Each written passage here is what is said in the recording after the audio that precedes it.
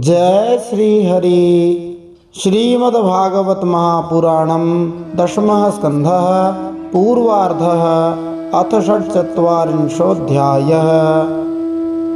अब हम श्रीमद्भागवत महापुराण के दशम स्कंध के पूर्वार्ध में 46वां अध्याय सुनते हैं। इसमें हम श्री उद्धव जी की व्रज यात्रा इस प्रसंग का श्रवण करेंगे। यह प्रसंग बड़ा ही भावुक प्रसंग है भगवान के प्रेमी भक्तों के लिए। श्री गणेशाय नमः, श्री सरस्वत्यै नमः, श्री गुरवे नमः, श्री पुराण पुरुषोत्तमाय नमः।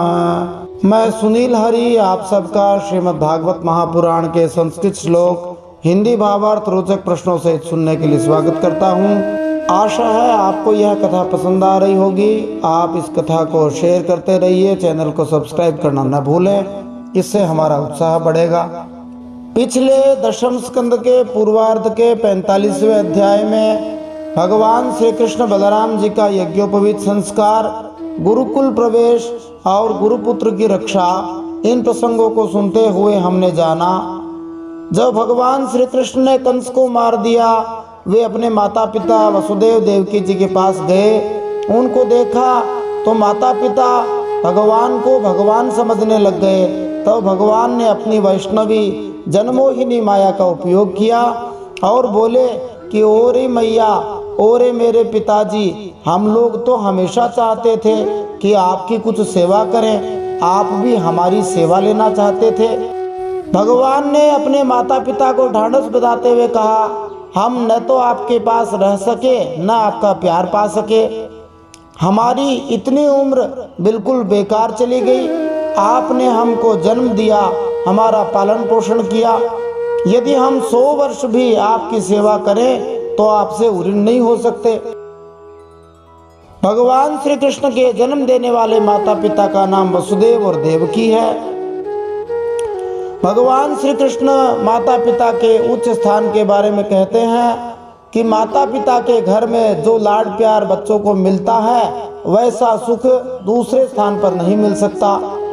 वास्तव में माता पिता अपने संतान के लिए जितना प्रेम, जितना उपकार करते हैं, उतना उपकार संसार में कोई नहीं कर सकता। इसलिए कोई भी संतान अपने माता पिता के ऋण से कभी भी ऋणी नहीं हो सकता। भगवान कहते हैं कि जो पुत्र शरीर और धन से समर्थ होकर भी अपने माता पिता को जीविका नहीं देता, उनका पालन पोषण नहीं करता, उसको अपना ही मांस खाना पड़ता है। और जो अपने माता पिता, विशेष रूप से जो बूढ़े माता पिता हों, उनकी सती पत्नी, बालक, संतान, गुरु, ब्राह्मण और शरणागत का भरण पोषण नहीं करता, वह तो जीता हुआ भी मुर्दे के समान ही कहा जाता है। भगवान मोहित करती हुई वाणी से कहते हैं, देखो पिताजी, माताजी, हम तो कंस के डर के कारण ही आपकी सेवा नहीं कर सके, इसलिए आप हमें क्षमा कर देना। हम परतंत्र थे, इस बात के लिए बड़े दुखी थे कि आपके क्लेश के समय भी आपकी कोई सेवा नहीं कर सके। यद्यपि भगवान काल को भी डराने वाले हैं, परंतु भगवान निश्चित रूप से ऐसी लीलाएं करते हैं जो सबको मोहित करने वाली हैं। यहाँ ध्यातव्य है कि वसुदेव और वासुदेव में कुछ अंतर है। वासुदेव भगवान श्री कृष्ण स्वयं हैं और वसुदेव उनके पिताजी हैं। यद्यपि साधारण लोग इन दो नामों में, इन दो शब्दों में अंतर नहीं करते और बहुधा भगवान श्री कृष्ण को भी वासुदेव कहते हैं और उनके पिता को भी वासुदेव कह देते हैं, जबकि वसुदेव भगवान श्री कृष्ण के पिता थे और वासुदेव वे स्वयं थे। तो भगवान की ऐसी मोहिनी वाणी सुनकर उनके माता पिता मोहित हो गए और भगवान श्री कृष्ण बलराम जी को झट अपने गोद में उठा लिया। देवकी वसुदेव जी की आंखों से आंसू गिरने लगे, गला रुंध गया, कुछ बोल न सके। अब भगवान श्री कृष्ण ने यदुवंशियों का राजा महाराज उग्रसेन को बना दिया। यद्यपि यदुवंश को ययाति महाराज का शाप मिला हुआ था, जिनकी कथा हमने इसी श्रीमद् भागवत के 9वें स्कंद के 18वें अध्याय में सुनी थी, जिसके अनुसार कोई भी यदुवंशी कभी भी राजा नहीं बन सकता। तो फिर उग्रसेन भी यदुवंशी थे, वे राजा कैसे बने? तो इसका कारण यही है, हरि इच्छा भावी बलवाना। भगवान जो चाहते हैं सो कर सकते हैं। कोई भी शाप आदि भगवान को बाधित नहीं कर सकता। ऐसा हम नारद जी के प्रसंग में भी सुनेंगे कि नारद जी को यद्यपि दक्ष प्रजापति आदि के शाप थे, अनेकों के शाप थे, परंतु जब नारद जी द्वारका में आते थे तब सारे पाप फेल हो जाते थे। उसी तरह से भगवान की इच्छा से उग्रसेन जी राजा बने। भगवान श्री कृष्ण ने उग्रसेन जी से कहा, आप राजा बनिए, मैं सेवक बनकर आपकी सेवा करता रहूंगा। तो यहाँ हम देखें भगवान कितने सुशील हैं, कितने उदार हैं, कितने अच्छे स्वभाव वाले हैं। भगवान की राजनीति समझनी चाहिए। भगवान का संकेत ये था कि जब मेरे सरीखा सेवक आपके पास खड़ा रहेगा तो मनुष्यों में तो रखा ही क्या है, सब देवता भी आपको भेंट करेंगे। फिर भगवान श्री कृष्ण ने कंस के डर से भागे हुए यदुवंशियों को, जो जहाँ तहाँ बसे हुए थे, फिर से बसाया, उनका पुनर्वास किया, उनको फिर से अच्छे घर आदि की व्यवस्था प्रदान करी। अब वे सब निर्भय हो गए और भगवान के मुख का दर्शन कर करके बड़े ही आनंदित रहने लगे। बड़ी विलक्षण लीला हुई। मथुरा में कोई बूढ़ा नहीं रह गया। जितने बूढ़े लोग थे सबके सब जवान हो गए और बड़े बली हो गए। ऐसा कैसे हो गया? क्या उनको कोई औषधि मिल गई थी? अभी तक तो आज के वैज्ञानिक युग में भी ऐसी कोई वैज्ञानिक औषधि मिली नहीं है, कोई अनुसंधान नहीं हुआ ऐसा वैज्ञानिक। फिर वह औषधि क्या थी? तो औषधि यह थी कि मथुरावासी जो बूढ़े थे, जवान थे, सभी अपनी आंखों से सदा भगवान का दर्शन करते रहते थे, भगवान के रूप माधुर्य का अमृत पीते रहते थे। इसलिए उसके प्रभाव से न तो बुढ़ापा आता था, न निर्बलता आती थी। और वैसे भी कहा जाता है age is just a number, अर्थात आयु जो है वो वास्तव में शरीर की ही हुआ करती है। मन से यदि कोई व्यक्ति युवा है तो वो सदा युवा रह सकता है। तो भगवान के आ जाने से सभी लोगों में उत्साह आ गया, इसलिए वे एक प्रकार से जवान की तरह हो गए। अब देवकी नंदन भगवान श्री कृष्ण बलराम जी के साथ नंद बाबा के पास गए और वहाँ उनके हृदय से लग गए और बड़ा ही कृतज्ञ और भावुक संदेश देते हुए अपने पिताजी से बोले, हे नंद महाराज, हे पिताजी, आपने बड़े स्नेह से हमारा लालन पालन किया और पालन पोषण किया। यद्यपि भगवान इस बात का संकेत कर रहे हैं कि हमें जन्म तो देवकी वसुदेव जी ने दिया था, परंतु पालने वाले तो आप ही थे। तो भगवान के मत में जन्म देने वाले और पालने वाले में पालने वाला बड़ा होता है। जन्म देना तो एक बायोलॉजिकल क्रिया है, जैविक क्रिया है, परंतु पालने में बहुत परिश्रम लगता है। तो भगवान श्री कृष्ण के मत में एक प्रकार से हम कह सकते हैं कि यशोदा और नंद बाबा, देवकी वसुदेव जी में यशोदा नंद बाबा ही बड़े थे। भगवान ने नंद बाबा से कहा, आप अब वृंदावन वापस लौट जाइए और हम कभी कभी आपको देखने के लिए आ जाया करेंगे। यह सुनकर नंद बाबा तो चुप हो गए, कुछ बोले नहीं। ऐसी परिस्थिति में बोले भी क्या? परंतु भक्त तो सदा इसी आशा में ही जीते रहते हैं कि कभी तो भगवान उन्हें दर्शन देंगे ही, कभी तो कृपा करेंगे ही। तो नंद महाराज के संदेश के साथ भगवान हमें भी आश्वासन देते हैं कि मेरे भजन में लगे रहो, कभी न कभी तो मेरी कृपा हो ही जाएगी। रामकृष्ण ने नंद बाबा जी को बड़ी सांत्वना दी, भांति भांति की वस्तुओं द्वारा उनका सत्कार किया। नंद बाबा बड़े विह्वल हो गए, आंखों में आंसू भर गए, वाणी अवरुद्ध हो गई। रामकृष्ण को गले लगाकर वहां से गोपों के साथ व्रज वापस लौट आए नंद महाराज। अब व्रज में क्या हुआ ये सुखदेव जी ने तो वर्णन नहीं किया, परंतु संत महात्माओं ने इस प्रसंग का बड़ा ही भावुक वर्णन किया है। जब नंद बाबा नंदगांव पहुंचे तो यशोदा मैया के मुंह से ऐसे अमंगल शब्द का उच्चारण हो गया जिसको कोई पत्नी अपने पति के लिए नहीं बोल सकती। यशोदा मैया बोली, महर, तुम हमारे हृदय के टुकड़े को छोड़कर अकेले चले आए। इससे तो अच्छा होता कि तुम भी वहीं मर जाते, यहाँ लौटकर नहीं आते। नंद बाबा ने आंखों से आंसू बहाते हुए बड़ा ही भावुक उत्तर यशोदा जी को दिया। कहा, महर, तुम्हारा इस प्रकार दुखी होना बिल्कुल ठीक है, लेकिन तुम इस बात पर विचार करो कि यदि मैं कृष्ण के वियोग में वहां मर जाता अथवा यहाँ आकर मैं और तुम दोनों मर जाएं तो ब्रजवासी भी मर जाएंगे। फिर जब यह समाचार कृष्ण के पास पहुंचेगा उसका क्या हाल होगा? तुम जानती हो कि तुम्हारे कन्हैया का हृदय कितना कोमल है। जब वो यह सुनेगा कि उसके वियोग में हम लोग मर गए, ब्रजवासी मर गए, तो कन्हैया को कितना कष्ट होगा। हमें मरना ही है तो हम घुल घुल कर मरेंगे, रोज रोज रोएंगे, रोज रोज तड़पेंगे, जलेंगे, उसके लिए जैसे तैसे जीवित रहेंगे, लेकिन उसके कानों में हमारे मरने का समाचार कभी नहीं पहुंचना चाहिए, कभी नहीं पहुंचना चाहिए। इस प्रकार नंद बाबा ने बड़ा ही भावुक संदेश यशोदा जी को दिया, भावुकता से यशोदा जी को समझाया। अब सुखदेव जी कथा को आगे बढ़ाते हैं और कहते हैं भगवान श्री कृष्ण मथुरा में पहुंच गए। अब भगवान श्री कृष्ण बड़े हो गए तो उनका यज्ञोपवीत संस्कार होना चाहिए। देखो, द्विज का अर्थ होता है दूसरा जन्म ग्रहण करना। पक्षी भी द्विज कहलाता है, दांत भी द्विज कहलाते हैं। पक्षी पहले अंडे के रूप में पैदा होता है और अंडा फूटने के बाद फिर पैदा होता है। दांत पहले दूध वाले होते हैं, फिर जब टूट जाते हैं तो दूसरे दांत आते हैं, इसलिए पक्षी और दांत भी द्विज कहलाते हैं। इसी तरह ब्राह्मण क्षत्रिय वैश्य भी द्विज कहलाते हैं, क्योंकि एक बार ये जन्म से पैदा होते हैं, दूसरी बार संस्कार से पैदा होते हैं।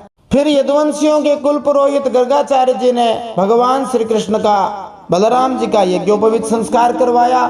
इस प्रकार भगवान श्री कृष्ण के जनेऊ गुरु गर्गाचार्य जी थे।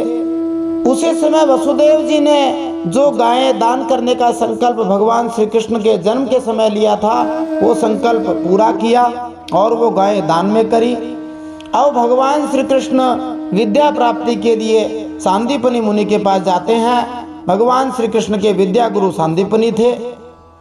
सांदीपनि ने ही भगवान श्री कृष्ण को पढ़ाया था। ये सांदीपनि जो मुनि थे, ये अवंती अर्थात उज्जैन में रहते थे, परंतु निवासी काशी के थे। एक दिन सांदीपनि जी के मन में आया कि मुझे वहां रहना चाहिए जहां विद्या अध्ययन के लिए बढ़िया से बढ़िया शिष्य मिले। जब ध्यान किया तब उनको लगा कि सबसे बढ़िया शिष्य उज्जैन में मिलेंगे, क्योंकि वहां रामकृष्ण पढ़ने आएंगे। इसलिए सांदीपनि जी रामकृष्ण जी को पढ़ाने की लालच में काशी छोड़कर उज्जैन आ गए। परम श्रद्धेय स्वामी जी श्री रामसुखदास जी महाराज भी सांदीपनि मुनि की कथा सुनाया करते थे। ये अपने गुरु जी की बहुत सेवा किया करते थे और इनके गुरु जी इनकी सेवा से इतने प्रसन्न हुए कि अंत में प्राण देते समय गुरु जी ने सांदीपनि मुनि से कहा, मैं तुम्हें क्या दूं, तुमने मेरी इतनी सेवा करी है, मैं तुम्हें आशीर्वाद देता हूँ कि त्रिलोकी के नाथ भगवान तुम्हारे चेला बनकर आएंगे। भगवान श्री कृष्ण का गुरुकुल उज्जैन में था, जहाँ पर भगवान महाकाल का बड़ा ही भव्य ज्योतिर्लिंग है। आजकल की भाषा में कहे तो भगवान का स्कूल उज्जैन में था। तो उज्जैन के अंदर ही भगवान पढ़ाई करने गए थे। गुरुवर सांदीपनि जी ने भगवान श्री कृष्ण और बलराम जी को 6 अंग उपनिषदों के सहित संपूर्ण वेद पढ़ाए। इसके अलावा धनुर्वेद, धर्मशास्त्र, मीमांसा आदि और वेदों का तात्पर्य बताने वाले शास्त्र, न्याय शास्त्र सब कुछ पढ़ाया। और राजनीति की जो 6 भेद हैं, संधि, विग्रह, यान, आसन, द्वैध और आश्रय, इन सब का भी अध्ययन कराया। इस प्रकार हम देख सकते हैं कि भारत की जो प्राचीन शिक्षा व्यवस्था थी वह बड़ी ही उन्नत थी। उसमें केवल किताबी ज्ञान नहीं था, बड़ा ही व्यावहारिक ज्ञान था। भगवान श्री कृष्ण ने अपने गुरु जी के पास केवल किताबी ज्ञान ही प्राप्त नहीं किया, बल्कि व्यावहारिक जगत की 64 प्रकार की जो विद्याएं, कलाएं हैं, वो भगवान ने सीखी। और केवल 64 दिन के अंदर ही भगवान ने 64 विद्याओं को, 64 कलाओं को सीख लिया। जैसे गोस्वामी श्री तुलसीदास जी ने भगवान श्री राम जी के बारे में कहा, गुरु गृह गए पढ़न रघुराई, अल्प काल विद्या सब पाई। थोड़े समय में ही रघुनाथ जी ने विद्या प्राप्त कर ली और भगवान श्री कृष्ण ने 64 दिन में प्राप्त कर ली। तो हम देख सकते हैं कि भगवान श्री कृष्ण अत्यंत मेधावी शिष्य के रूप में थे। यद्यपि वे परब्रह्म थे, परंतु ये दिखाने के लिए गए कि संसार में विद्या सबको प्राप्त करनी चाहिए। हमने पिछला अध्याय सुनते हुए 64 कलाएं सुनी थी, परंतु फिर एक बार याद करने की दृष्टि से 64 कलाओं के नाम सुन लेते हैं। इन नामों को सुनने के बाद आश्चर्य होता है कि भगवान श्री कृष्ण को, अथवा यूं कहो प्राचीन शिक्षा व्यवस्था में क्या काम नहीं करना आता था, अर्थात सब कुछ करना आता था।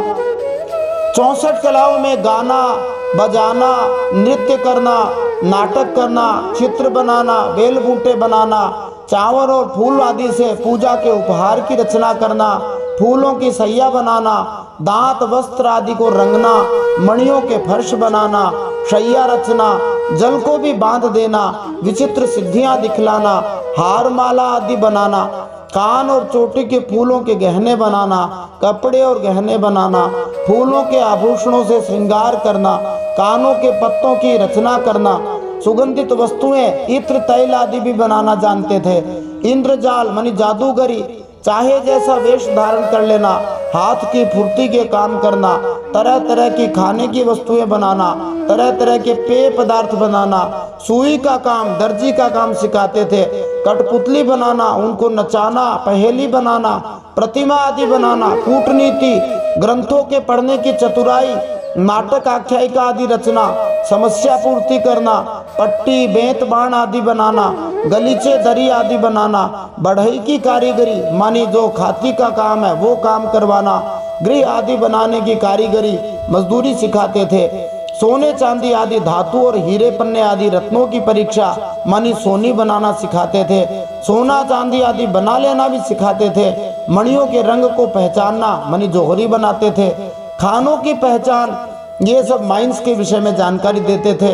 वृक्षों की चिकित्सा, ये सब बोटेनिक साइंस थी, वनस्पति विज्ञान था। भेड़ मुर्गा बटेर आदि को लड़ाने की रीति, तोता मैना आदि की बोलियां बोलना, उच्चाटन की विधि करना, केशों की सफाई का कौशल मानी नाई का काम, मुट्ठी की चीज या मन की बात बता देना। जैसे आजकल बहुत सारे लोग हैं, जैसे बागेश्वर धाम बाबा हैं जो मन की बात बता देते हैं। म्लेच्छ काव्यों को समझ लेना, तो मन की बात बताने में यह भी ध्यातव्य है कि पुराने समय में ये विद्या सिखाई जाती थी।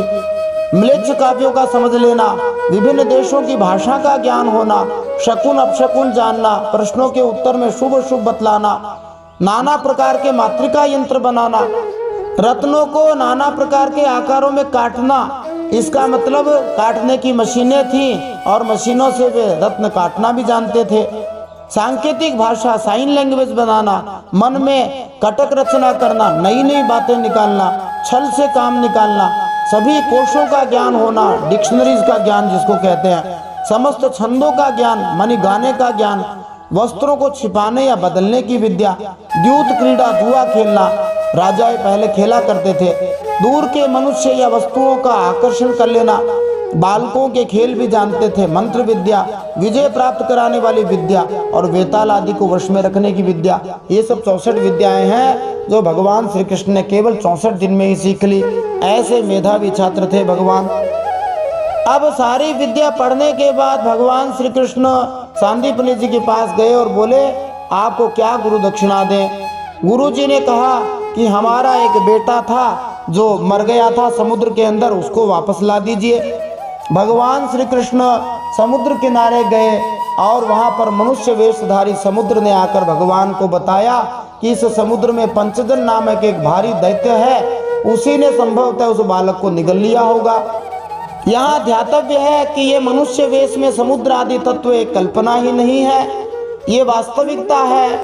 सारे जो भौतिक तत्व हैं उनका कोई न कोई प्रतिनिधि देवता हुआ करता है। दूसरा, ये वर्णन करने का भाव ये भी होता है, जैसे मान लो कोई कहता है कि भारत ने मतदान किया, इसका मतलब ये नहीं कि भारत देश ने मतदान किया, भारत देश के लोगों ने मतदान किया। अथवा कोई कहता है एक फलानी बड़ी कंपनी ने एक छोटी कंपनी को निगल लिया, इसका मतलब उस बड़ी कंपनी की बिल्डिंग ने उस बड़ी कंपनी के लोगों ने नहीं निगला। इसका मतलब ये हुआ कि जो बड़ी कंपनी थी उसने दूसरी को टेक ओवर कर लिया, खरीद लिया। ऐसे ही अनेक प्रकार के भावों से हम इन भागवत जी की चीजों को समझ सकते हैं। भागवत में प्राचीन शिक्षा व्यवस्था से लेकर प्राचीन तत्वों का इतना विस्तार से वर्णन है कि यदि कभी भगवान की कृपा हो, उनकी आज्ञा हो, तो एक भागवत सप्ताह है भागवत और प्राचीन भारत पर भी हो सकती है। भगवान श्री कृष्ण समुद्र की बात सुनकर समुद्र में गए और शंखासुर को मारा और बच्चा वहां पर मिला नहीं। उसको मार करके जिस शंख के अंदर वह असुर रहता था उस शंख को ले लिया और उस शंख का नाम पांचजन्य था। उसको भगवान ने अपने हाथ में रखा, सदा उसको धारण किए रखा। इसके बाद भगवान श्री कृष्ण यद्यपि सब कुछ जानते थे कि बालक कहाँ है, लेकिन लीला करने के लिए वे यमपुरी भी गए, क्योंकि वहाँ के लोगों को भी भगवान को प्रत्यक्ष दर्शन देना था। यमराज ने बड़ी सेवा पूजा की और बोले, महाराज आपका गुरुपुत्र अपने कर्म के अनुसार यहाँ आया है। भगवान ने कहा, कर्म बंधन रखो एक और मेरी आज्ञा सर्वोपरि है। मेरे सामने कर्म क्या होता है? तो हम देख सकते हैं कि भगवान की आज्ञा से कर्म बंधन से मुक्ति मिल सकती है, क्योंकि भगवान ही कर्मों को रचने वाले हैं। यदि भगवान कर्तुम अकर्तुम अन्यथा कर्तुम न हो, जो सभी लोग कर सकें वे तो सभी लोग कर ही सकते हैं, परंतु जिसको कोई न कर सके उसको भगवान कर सकते हैं। कर्मनिष्ठ लोगों ने कह दिया कि ईश्वर तो कर्मों के अनुसार जो कुछ करेगा उसी के अनुसार फल देता है, परंतु यह मान्यता भक्तों के बारे में नहीं है, अभक्त विषयक है। जहाँ अभक्तों की बात हो वहाँ कर्म है, और जहाँ भक्तों की बात आती वहाँ कोई न कोई बहाना बनाकर भगवान उद्धार कर ही देते हैं। अब भगवान सांदीपनि मुनि के पुत्र को जीवित अवस्था में वापस लेकर आए और अपने गुरुजी को दे दिया। ध्यातव्य है ये बालक मर चुका था, परंतु श्री भगवान की कृपा से दूसरा शरीर मिल गया और वैसा का वैसा शरीर लाकर उसके पिताजी को सौंप दिया। अब भगवान श्री कृष्ण विद्या प्राप्त करने क्यों गए, इसका एक व्यावहारिक पक्ष है, प्रैक्टिकल अप्रोच है कि देखो भगवान एक ग्वाले के घर में रहे थे और लोगों को यह भ्रम हो सकता था कि श्री कृष्ण बड़े होकर राजनीति के चक्कर में पड़ेंगे और किसी विद्वत सभा में जाएंगे तो वहां उनका तिरस्कार होगा, क्योंकि वे बेपढ़े हैं, अनपढ़ हैं। इसलिए जनमानस के इस भ्रम को मिटाने के लिए भगवान ने गुरु जी से विविध विषयों की शिक्षा पाई और वे उनमें निष्णात होकर घर लौटे। ऐसे ही सबको खूब विद्या अर्जन करना चाहिए। इस प्रकार भगवान श्री कृष्ण वापस मथुरा में लौटे और मथुरा वासियों के हृदय में परम आनंद की लहर छा गई। अब हम श्रीमद् भागवत महापुराण के 10वें स्कंद के पूर्वार्ध के 46वें अध्याय में श्री उद्धव जी की भावुक व्रज यात्रा इस प्रसंग को सुनते हुए इन प्रश्नों के उत्तर प्राप्त कर सकते हैं। श्री उद्धव जी कौन थे? श्री उद्धव जी की महिमा में सबसे विशेष बात क्या है? भगवान श्री कृष्ण द्वारा उद्धव जी को वृंदावन क्यों भेजा गया? श्री भगवान के हृदय में गोपियों की अद्भुत विशेषता भी जानेंगे। भक्तों के जीवन निर्वाह के विषय में श्री भगवान का सबसे बड़ा आश्वासन क्या है? आइए इन सब प्रश्नों के उत्तर आज के इस 10वें स्कंद के पूर्वार्ध के 46वें अध्याय को सुनते हुए प्राप्त करते हैं। जय श्री हरि। नारायणं नमस्कृत्य नरं चैव नरोत्तमं देवीं सरस्वतीं व्यासं ततो जयमुदीरयेत्। भगवान श्री नरनारायण को प्रणाम करते हुए श्री गणेश जी महाराज, माता सरस्वती, वेदव्यास भगवान को प्रणाम करते हुए हृदयाराध्य सर्वांतर्यामी सबके हृदयों में विराजमान अनंत कोटि ब्रह्मांड नायक परात्पर ब्रह्म पुरुषोत्तम जगदाधार जगन्नियंता जगदीश्वर जगतगुरु जगन्नाथ भगवान श्री हरि के पवित्र चरणों में प्रणाम करते हुए भगवत स्वरूप श्रीमद् भागवत महापुराण को प्रणाम करते हुए श्री सुखदेव जी और परीक्षित महाराज को प्रणाम करते हुए अनंत कोटि सब संत महात्माओं वैष्णवों को प्रणाम करते हुए श्रीमद् भागवत महापुराण के 10वें स्कंद के पूर्वार्ध में 46वां अध्याय सुनते हैं। इसमें हम उद्धव जी की व्रज यात्रा अथवा उद्धव जी की वृंदावन यात्रा का श्रवण करेंगे। श्रीमद् भागवत के 10वें स्कंद के 46 और 47 नंबर के जो अध्याय हैं ये भगवान की उच्च कोटि की प्रेमा भक्ति को बताने वाले हैं। श्रीमद् भागवत महापुराणम 10वां स्कंधः अथ षट्चत्वारिंशोऽध्यायः। अभी हम इसका पहला भाग सुनते हैं। श्री शुक उवाच वृष्णीनां प्रवरो मंत्री कृष्णस्य दयितः सखा शिष्यो बृहस्पते साक्षादुद्धवो बुद्धिसत्तमः तमः भगवान् प्रेष्ठं भक्तमेकान्तिनं क्वचित् गृहीत्वा पाणिना पाणिं प्रपन्नार्ति हरो हरिः।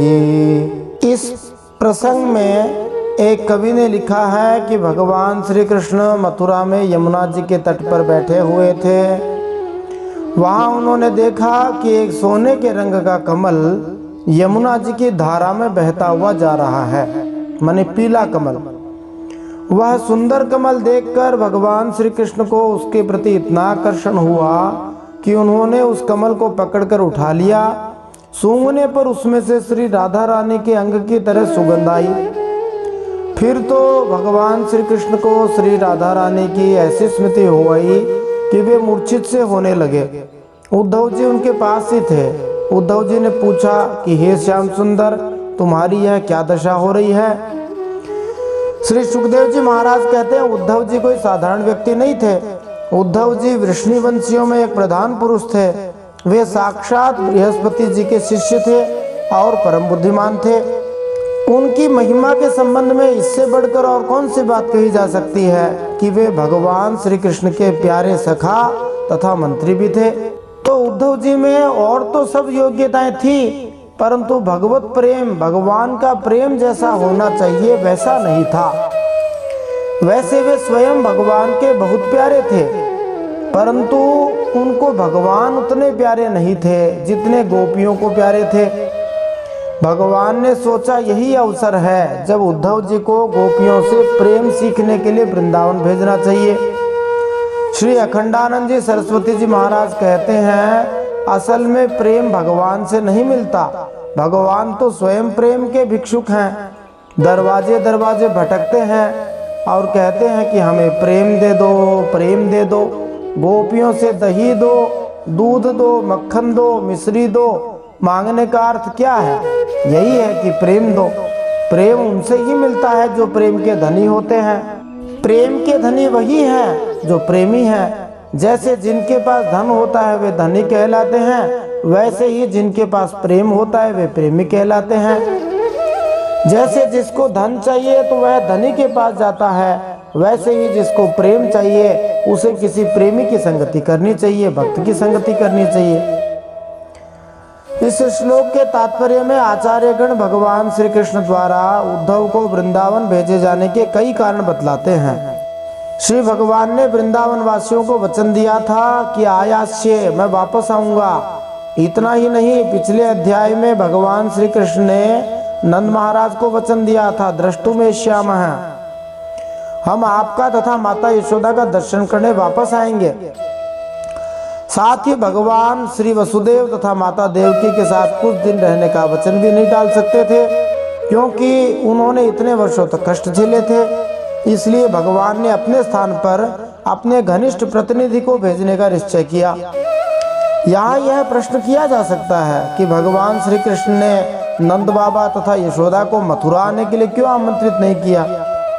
श्री जीव गोस्वामी जी के अनुसार जिस स्थान पर वे श्री वसुदेव तथा देवकी से प्रेम विनिमय कर रहे थे, उसी स्थान पर और उसी समय नंद बाबा तथा यशोदा जी के साथ ऐसा करने से भगवान श्री कृष्ण की लीलाओं में विषम परिस्थिति उत्पन्न हो जाती। इसीलिए उन्होंने नंद बाबा तथा यशोदा मैया को अपने साथ मथुरा में रहने के लिए नहीं बुलाया। वृंदावन वासी अपने ही ढंग से भगवान श्री कृष्ण को समझते थे, अतः मथुरा के राजसी वातावरण में उन वृंदावन वासियों की भावनाओं की समुचित अभिव्यक्ति स्थिर भाव से न हो पाती। इस श्लोक में श्री उद्धव को बुद्धि सत्तम है, अत्यंत बुद्धिमान कहा गया है। अतः वे वृंदावन के उन निवासियों को दक्षता से सांत्वना दे सकते थे जो भगवान श्री कृष्ण के लिए तीव्र विक्षोभ का अनुभव कर रहे थे। तत्पश्चात मथुरा लौटकर उद्धव वृंदावन में देखे गए असाधारण शुद्ध प्रेम का वर्णन सभी वृष्णिवंशियों से कर सकेंगे। निस्संदेह भगवान श्री कृष्ण के प्रति गोपों तथा गोपियों का प्रेम भगवान श्री कृष्ण के अन्य भक्तों द्वारा अनुभूत प्रेम से बहुत बड़ा हुआ था, और इस प्रेम के विषय में सुनकर भगवान श्री कृष्ण के सभी भक्त अपनी श्रद्धा तथा भक्ति में संवर्धन कर सकेंगे। जैसा कि स्वयं भगवान ने तृतीय स्कंद में कहा है भागवत जी में ही, नोद्धवोऽपि मन्योनः, उद्धव मुझसे तनिक भी न्यून नहीं है, भिन्न नहीं है। भगवान श्री कृष्ण से समानता रखने वाले उद्धव जी भगवान श्री कृष्ण का संदेश वृंदावन ले जाने के लिए सर्वथा उपयुक्त मनुष्य थे। वस्तुतः हरिवंश पुराण में कहा गया है कि उद्धव जी श्री वसुदेव जी के भाई देवभाग के पुत्र थे। उद्धवो देवभागस्य महाभागः सुतो भवत्, दूसरे शब्दों में उद्धव भगवान श्री कृष्ण के चचेरे भाई थे, इसलिए उद्धव जी को भेजना ठीक समझा। इसलिए जब उद्धव जी ने भगवान श्री कृष्ण से उनकी मूर्छा का कारण पूछा, तब एक दिन शरणागतों के सारे दुख हरने वाले भगवान श्री कृष्ण ने अपने प्रिय भक्त और एकांत प्रेमी उद्धव जी का हाथ अपने हाथ में लेकर कहा। एकांत शब्द का अर्थ एकांत प्रेमी भी होता है जो स्वयं एकांत में रहना चाहे, अथवा एकांत का अर्थ एक ही जिसका अंत हो, माने अनन्य हो, संपूर्ण रूप से समर्पित हो, अथवा एकांत का मतलब एक अकेले स्थान में। अब भगवान ने उद्धव जी से कहा, गच्छोद्धव व्रजम सौम्य पित्रोर्नौ प्रीतिमावह गोपीनां मद्वियोगाधिं मत्सन्देशैर्विमोचय तामन्मनस्का मत्प्राणा मदर्थे त्यक्तदैहिकाः मामेव दयितं प्रेष्ठ मात्मानं मनसा गताः ये त्यक्तलोकधर्माश्च मदर्थे तान् बिभर्म्यहम्। भगवान श्री कृष्ण ने उद्धव जी से कहा, हे सौम्य स्वभाव वाले उद्धव जी, तुम मेरे सखा हो, तुमसे क्या छिपाए। मुझसे प्रेम करने वाली गोपियां मेरे विरह में अत्यंत दुखी हैं। तुम व्रज में जाओ, वहां मेरे माता पिता नंद बाबा और यशोदा मैया हैं, उन्हें आनंद प्रदान करो। और जो गोपियां मेरे विरह की व्याधि से बहुत ही दुखी हो रही हैं, उन्हें मेरे संदेश सुनाकर उस वेदना से उन्हें मुक्त कर दो। अब स्वयं भगवान श्री कृष्ण गोपियों की महिमा का गान करते हुए कहते हैं, हे प्यारे उद्धव, गोपियों का मन नित्य निरंतर मुझ में ही लगा रहता है। यहाँ भगवान श्री कृष्ण गोपियों को मन मनस कहा कह रहे हैं। अहमेव मनो यासाम तहा मन मनस कहा, मने मैं ही जिनका मन हूँ, वे मेरे में मन लगाई हुई गोपियाँ। यदि उनका मन और उनका हृदय फाड़ कर देखोगे तो उनमें मैं ही मिलूंगा, क्योंकि वे मतप्राणा है। मैं ही उनकी सांस हूँ, मैं ही उनके प्राण हूँ, उनका जीवन हूँ, उनका सर्वस्व मैं ही हूँ। मेरे लिए उन्होंने अपने पति पुत्र आदि सभी सगे संबंधियों को छोड़ दिया है। उन्होंने बुद्धि से भी मुझको अपना प्यारा, अपना प्रियतम नहीं अपना आत्मा तक मान रखा है। मेरा यह व्रत है कि जो लोग मेरे लिए लौकिक और पारलौकिक धर्मों को छोड़ देते हैं, उनका भरण पोषण मैं स्वयं करता हूँ। यहाँ पर भगवान श्री कृष्ण बतलाते हैं कि वे गोपियों के पास विशेष संदेश क्यों भेजना चाहते हैं। वैष्णव आचार्यों के अनुसार दैहिका शब्द जिसका अर्थ देह से संबंधित है, पतियों, बच्चों, घरों इत्यादि का सूचक है। गोपियां भगवान श्री कृष्ण से इतना प्रेम करती थीं कि वे और कुछ सोच ही नहीं पाती थी। चूंकि भगवान श्री कृष्ण जी साधन भक्ति में लगे हुए सामान्य भक्तों का भरण पोषण करते हैं, अतः वे अपनी सर्वश्रेष्ठ भक्त गोपियों का अवश्य ही भरण पोषण करेंगे। फिर भगवान कहते हैं, मयिता प्रेयसां प्रेष्ठे दूरस्थे गोकुल स्त्रियः स्मरन्त्योऽंग विमुह्यन्ति विरहोत्कण्ठ्य विह्वलाः धारयन्त्यतिकृच्छ्रेण प्रायः प्राणान् कथञ्चन प्रत्यागमन संदेशैर्वल्लभ्यो मे मदात्मिकाः। भगवान श्री कृष्ण ने कहा, हे प्रिय उद्धव, मैं उन गोपियों का परम प्रियतम हूँ। मेरे यहाँ चले आने से वे मुझे दूरस्थ मानती हैं और मेरा स्मरण करके अत्यंत मोहित हो रही हैं, बार बार मूर्छित हो रही हैं। वे मेरे विरह की व्यथा से विह्वल हो रही हैं, प्रतिक्षण मेरे लिए उत्कंठित रहती हैं। इसका भाव हम समझते हैं, जो भी वस्तु हमें प्रिय होती है वह हमारी संपत्ति बन जाती है। अंततोगत्वा सबसे प्रिय वस्तु हमारा अपना आत्मा या स्वयं हम हैं। इस तरह आत्मा से अनुकूल संबंध वाली वस्तुएं भी हमें प्रिय लगने लगती हैं और हम उन्हें पाना चाहते हैं। श्री विश्वनाथ चक्रवर्ती ठाकुर के अनुसार ऐसी असंख्य प्रिय वस्तुओं में से भगवान श्री कृष्ण सर्वाधिक प्रिय हैं। यहाँ तक कि अपने आत्मा से भी गोपियों को इस बात की अनुभूति हो चुकी थी। अतएव वे भगवान के विछोह से स्तंभित थी, क्योंकि वे उनसे प्रगाढ़ प्रेम करती थी। वे अपने प्राण कभी त्याग चुके होते, किंतु श्री भगवान अपने दिव्य शक्ति से उन्हें जीवित रखे हुए थे। भगवान ने कहा, मेरी गोपियां, मेरी प्रेयसियां इस समय बड़े ही कष्ट और यत्न से अपने प्राणों को किसी प्रकार रख रही हैं। मैंने उनसे कहा था कि मैं आऊंगा, यही उनके जीवन का आधार है। उद्धव, और तो क्या कहूँ, मैं ही उनकी आत्मा हूँ, वे नित्य निरंतर मुझ में ही तन्मय रहती हैं। तो गोपियां इस प्रकार से भगवान को स्मरण करते रहते थे। अब इसके आगे क्या लीला हुई, क्या हुआ, ये हम अगले भाग में जानेंगे।